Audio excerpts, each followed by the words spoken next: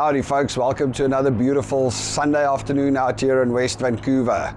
It was one of those relaxing days. We did a little bit of admin, moved some stuff around, and also Sundays we always talk to family back home and friends back home.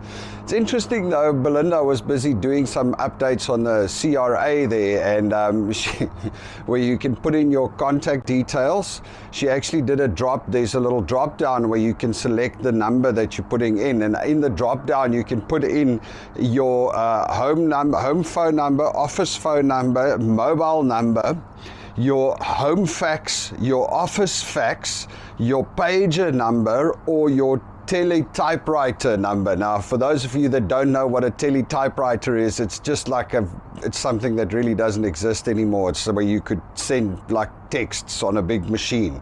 But anyway, so the CRA still allows you to communicate with them via Tele typewriter and pager. Who carries pagers anymore these days? Funny. I mean, some of these legacy systems that are in place, it's just, funny. Anyway, the other thing I wanted to talk to you about today is, the difference in the value of money. I was thinking about it again today when I was speaking to people back home.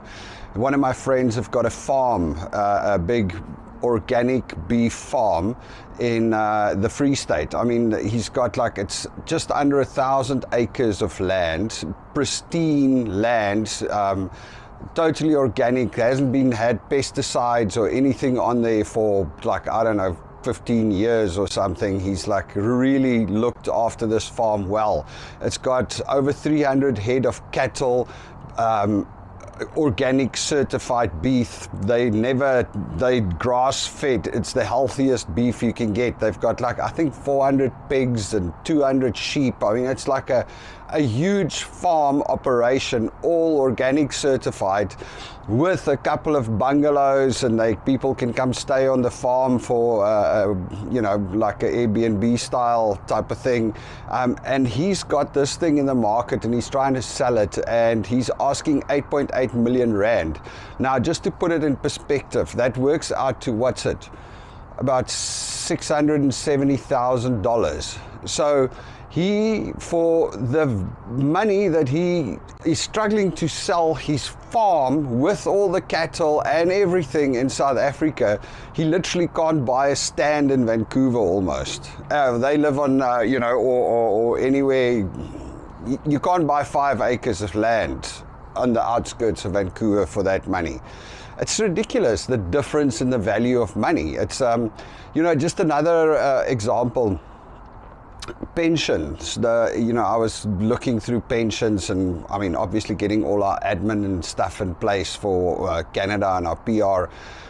They were saying that in Canada, your pension that you claim CPA, on average is around $1,200 a month that people get out. It's obviously can be a little higher or a little lower depending on what you paid in and things like that. But $1,200, and I still remember thinking, what do you do with $1,200 when you live in Vancouver? If you, you reach retirement age, what do you do with $1,200? You're not going to go very far.